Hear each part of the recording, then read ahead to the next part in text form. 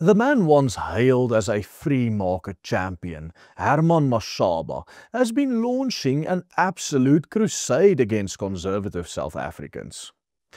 Herman, the leader of Action SA, absolutely loves tweeting about how all the blame for South Africa's problems are racism and apartheid. But he refuses to answer when asked who financed his Black Like Me factories back in the day. This allowed him to become one of the richest men in South Africa at a time when apartheid was still in full force. You see, Herman Mashaba initially rose to prominence as one of South Africa's leading black businessmen and liberal intellectuals. He built his reputation as one of the country's most outspoken black liberal thinkers through a combination of entrepreneurial success, anti-statist convictions, and a consistent public defense of free market principles. His business success, combined with his public criticism of excessive state regulation and his advocacy for economic freedom, turned him into a prominent voice in South Africa's right or business community. This trajectory eventually led to his appointment as chairman of the Free Market Foundation, where he became a central figure promoting classical liberal policies, labour market reform, and limited government as the path to black economic advancement in post-apartheid South Africa. However, all of that changed once he became the mayor of Johannesburg, where he not only aligned himself with Pan-Africanists like the EFF on the left, but also increasingly adopted the narratives of Marxist cultural theory.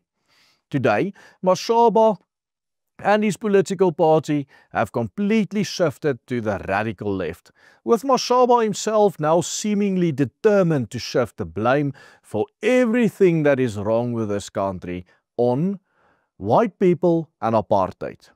What is quite significant about this massive political shift is that Mashaba now vehemently attacks everyone and anyone who deviates from these narratives as evil racists or apartheid apologists who have benefited from apartheid, even if, as in my case, we were born long after apartheid ended. But we did a little digging, and what we found was that one of the biggest beneficiaries of apartheid alive today was none other than Herman Mashaba himself. So stay tuned, because today we are exposing a secret that Mashaba hoped would never be revealed: how Mashaba was a beneficiary of apartheid. Let's take a step back and talk about the Small Businesses Development Corporation, or SBDC. This was a public-private entity established under the apartheid government of then-President P.W. Botha in 1981. It was an initiative of the apartheid government in collaboration with prominent Afrikaner entrepreneurs such as Johan Rupert, and the founding of the corporation was sanctioned by the Small Business Development Act 112 of 1981, which consolidated ineffective development entities into the SBDC. The corporation's stated objective at the time was to support small enterprise growth and employment creation. Its support for small businesses included working to ease licensing controls and improving access to finance and infrastructure for small businesses.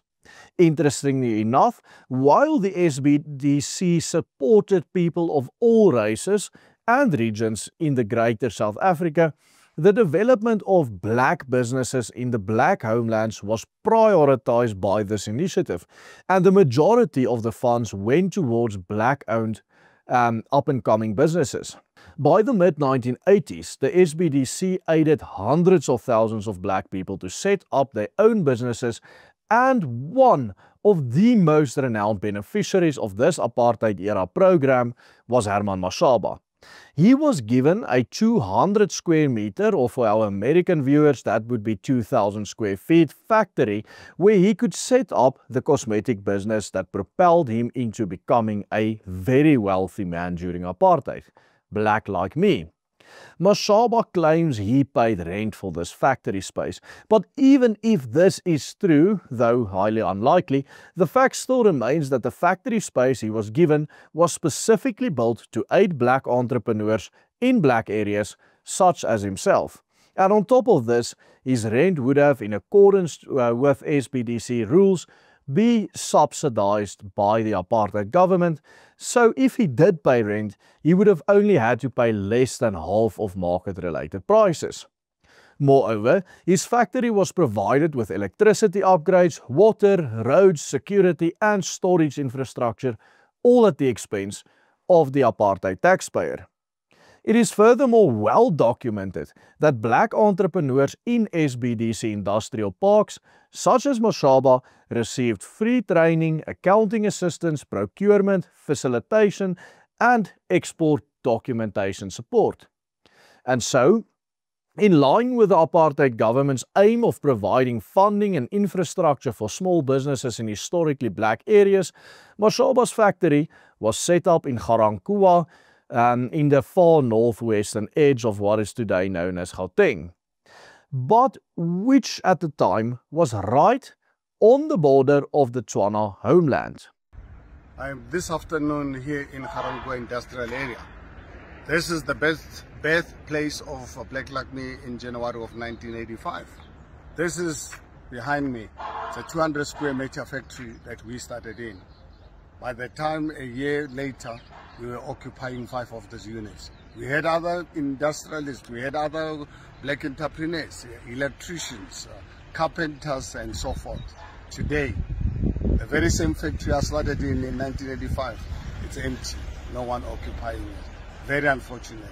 When in this particular area of Ga-Rankuwa, factories are lying empty. Shortly before opening his factory, Mashaba had studied at the University of the North on a full scholarship.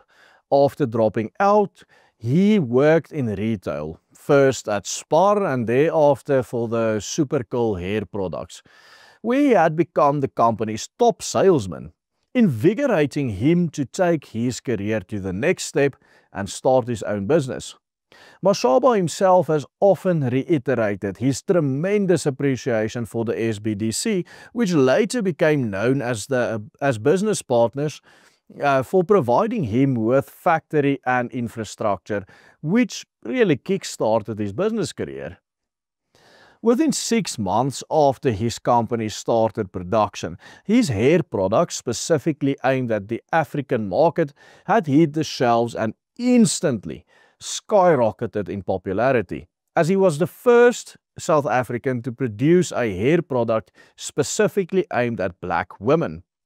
Mashaba secured distribution through black retail networks all across South Africa, and he reinvested aggressively into scaling production and leveraged the unmet demand for African shampoo and other hair care products at exactly the right time. And so, within a few years, the cosmetic products of his company, Black Like Me, were selling nationwide, becoming the most recognizable consumer brand in all of Southern Africa by the late 1980s. This video should not take away from Mashaba's entrepreneurial spirit or his competence as a salesman, but what we really need to get to here was the fact that while Mashaba is criticizing the apartheid government and white people all day long, every day it seems on Twitter, it looks like he conveniently forgets the fact that the seeding of his business would not have been possible without apartheid taxpayer funding. By then, he already had enough capital to set up his own factory in Mabopane, which is just north of Pretoria. It's a factory that are built in Mabopane, employing over 200 people of Mabopane, supplying hair care products throughout the entire Southern Africa, in every shop, in every retail outlet in the country. So this means in 1988, years before the ANC came into power, and even before apartheid was finally abolished in 1991, Herman Mashaba became a millionaire with the help of the very apartheid government he now claims to have been oppressing him and who had been, or who is still the reason for all of the problems of South Africa if you look at his tweets. It was, after all, ultimately an apartheid government-run program that provided him with access to all the infrastructure he needed to set up a factory for the right product at exactly the right time, which laid the foundations for his massive wealth, his fame, and eventually, of course, his political career, which followed. A career and political platform that he now uses to constantly attack the very white people which made it possible in the first place. Of course, when the ANC took over, Mashaba benefited massively from BEE as well.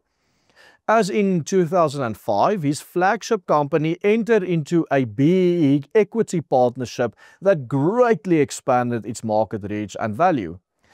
He is also the executive chairperson of Lepatsi Investments, a broad-based black economic empowerment company with investments in financial services, mining, construction, transport and logistics.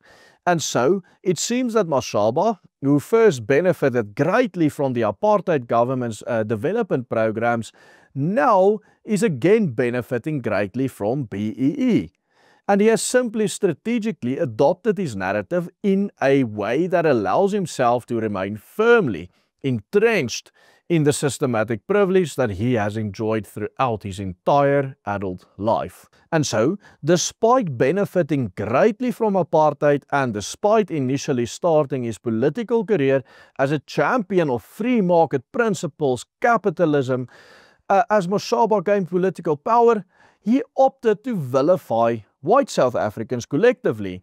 These allies advocate communist ideals such as the expropriation of private property without compensation, and Mashaba knew in advance they were corrupt to the core. Check out our recent report on how Herman Mashaba was instrumental in opening the door for Julius Malema to loot the city of Johannesburg and become a multimillionaire. Simply click on the link appearing on your screen right here. And remember to become a member of the Willem Petzer Group. Support our work in changing the hearts and minds of people to continue making these videos. It takes a lot of manpower and effort. Goodbye and God bless.